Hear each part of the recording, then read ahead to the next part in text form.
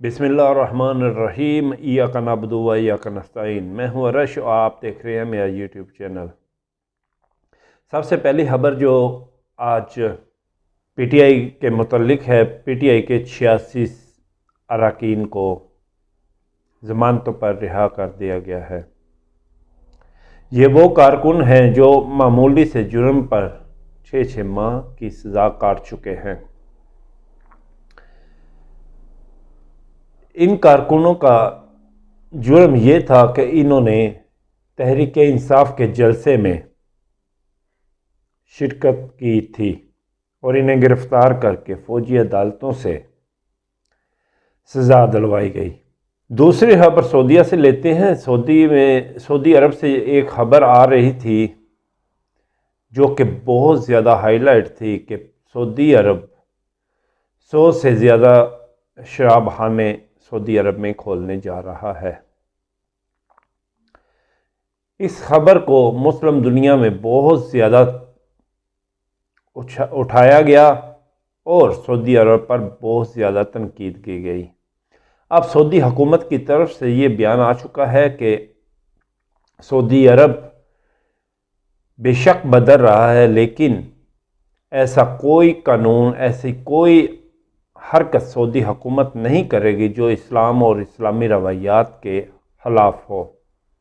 یہ ایک الگ بات ہے کہ سفارت خانے کیونکہ وہ سعودی عرب کی مملکت میں نہیں آتے، وہ سعودی عرب کی مالکیت نہیں ہے، ان سفارت خانوں کو استثناء حاصل ہے کہ وہ اپنے سفارت خانوں کے اندر شراب نوشی کی آزادی رکھتے ہیں۔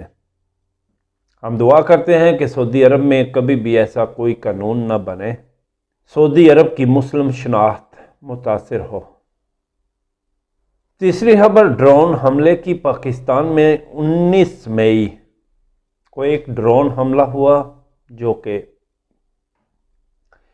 پاکستان کی ہیڈ لائن رہا، جس میں 3 بچے شہید ہو گئے اور ان کی والدہ ہارٹ اٹیک سے یہ خبر ملنے کے بعد وفات پا گئی،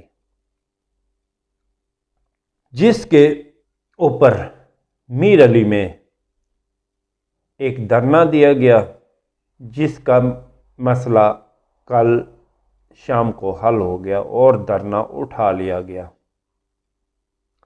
اب ایک اور خبر آئی ہے کہ وانا میں کوارڈ ہیلی کاپٹر سے حملہ کیا گیا، جس میں تقریباً 7 نوجوان زخمی ہوئے۔ یہ نوجوان والی بال کا میچ کھیل رہے تھے کہ اس دوران ان پر اٹیک کیا گیا۔ اس حملے کے بعد علاقے میں خوف و ہراس ہے اور لوگ گھروں میں محصور ہو کر رہ گئے ہیں۔ جب عمران خان کی حکومت تھی تو عمران خان نے ان ڈرونز کے خلاف خوب احتجاج کیا، ہر سطح پر آواز اٹھائی۔ اس وقت امریکہ کیونکہ افغانستان میں موجود تھا اور پاکستان کی ملٹری بھی اسے اجازت دیے ہوئے تھی اور وہ پاکستان کے علاقوں میں ڈرون حملے کرتا تھا۔ عمران خان کی آواز انٹرنیشنل سطح پر اٹھانے پر امریکہ نے تو حملے بند کر دیے اور پاکستان میں حملے ہونا بند ہو گئے، لیکن اب پاکستان کی ملٹری پاکستانی شہریوں پر حملے کر رہی ہے۔ عمران خان کا جیل سے کہنا تھا کہ ہم نے بہت زیادہ قربانیاں دی، اس سے پاکستان میں امن نہیں آئے گا بلکہ انتشار اور دہشت گردی میں اضافہ ہوگا، اس لیے ہم اسلام آباد کی طرف مارچ کریں گے اور حکومتی عہدیداران کو یہ باور کروائیں گے کہ ہم یہ کبھی بھی قبول نہیں کریں گے کہ ہماری ملٹری اپنے معصوم شہریوں پر ڈرونز گرائے۔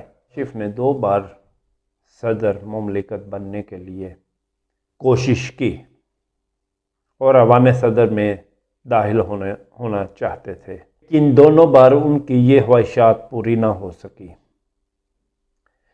پہلی بار جب جنرل مشرف کی حکومت تھی، اس وقت جنرل مشرف کو ہٹا کر نواز شریف صاحب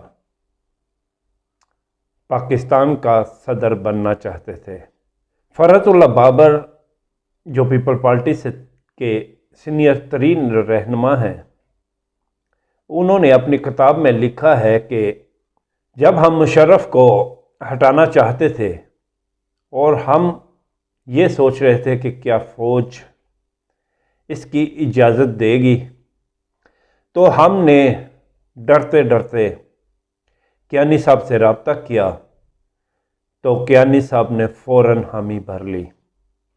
انہوں نے کہا کہ اگر ہٹانا چاہتے ہیں تو ہٹا دیں۔ اس کے ساتھ ہی کیانی صاحب نے ہمیں ایک نام دیا کہ اس شخص کو صدر بنا دیا جائے۔ جب زرداری صاحب نے فرحت اللہ بابر صاحب کو مشرف کے ساتھ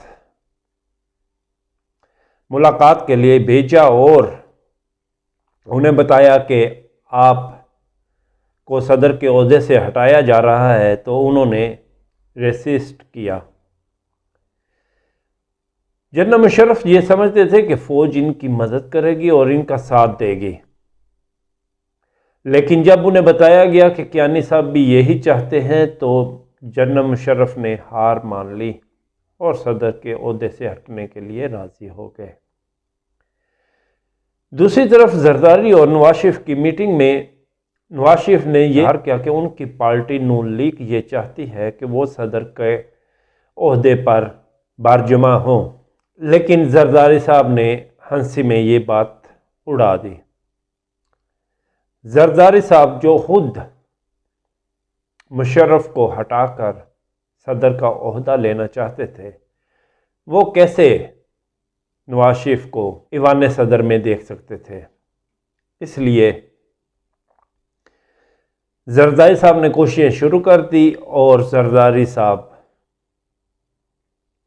کیانی کو باور کروانے کے لیے راضی ہو گئے کہ وہ صدر کے لیے مناسب ہے۔ اس لیے کیانی صاحب نے اپنا دیا ہوا نام واپس لے لیا اور زرداری صاحب کو صدر مملکت بننے کے لیے دعوت دی۔ دوسری بار جب نواز شریف پاکستان واپس آئے، معاہدے کے تحت باور کرایا گیا کہ جو وہ کہیں گے پاکستان میں وہی ہوگا۔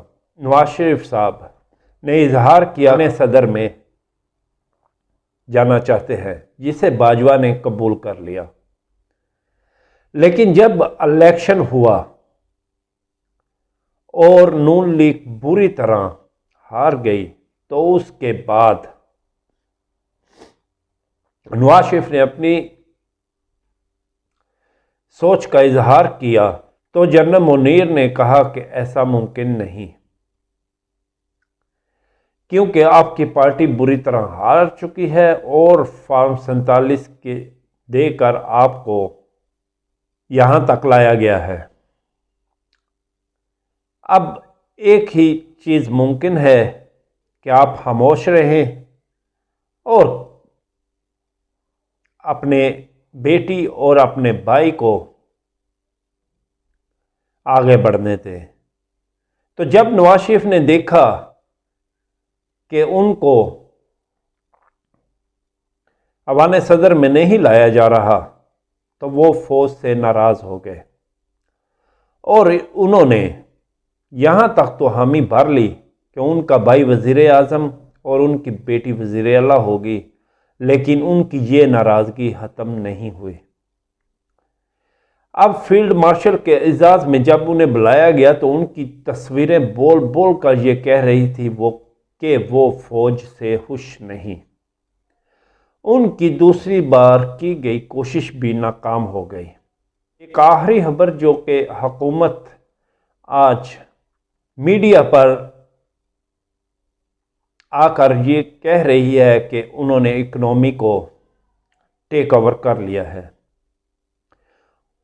اور پاکستان کی اکنامی بہترین اکنامی میں شامل ہو چکی ہے۔ پاکستان آگے بڑھ رہا ہے، مہنگائی پر قابو پا لیا گیا ہے، لیکن حقیقت یہ ہے کہ پاکستان کے ریزرو جو یہ بتا رہے ہیں کہ بہت زیادہ بڑھ گئے ہیں، وہ بھی مانگے تانے کے ہیں، جس میں سعودی عرب، چین کا پیسہ پڑا ہے۔ اگر موازنہ کیا جائے عمران خان کے دور کا اور ان کے دور کا، تو عمران خان نے جب ٹیک اوور کیا تھا اس وقت جتنے بھی ریزرو ابھی پاکستان کی معیشت میں نہیں ہیں۔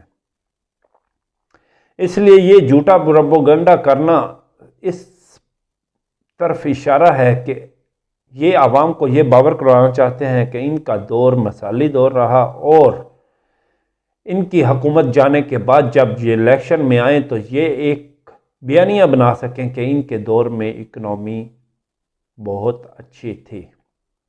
پاکستانیوں، آپ فیصلہ آپ نے کرنا ہے کہ اکنامی اچھی ہے یا پاکستان دنیا کے بدترین ممالک میں شامل ہو چکا ہے۔ امید کرتا ہوں کہ آپ کو میری ویڈیو پسند آئی ہوگی۔ اگر پسند آئی ہے تو پلیز میرا چینل سبسکرائب کریں اور لائک کریں تاکہ میری آواز آپ لوگوں تک مسلسل پہنچتی رہے۔ خدا حافظ۔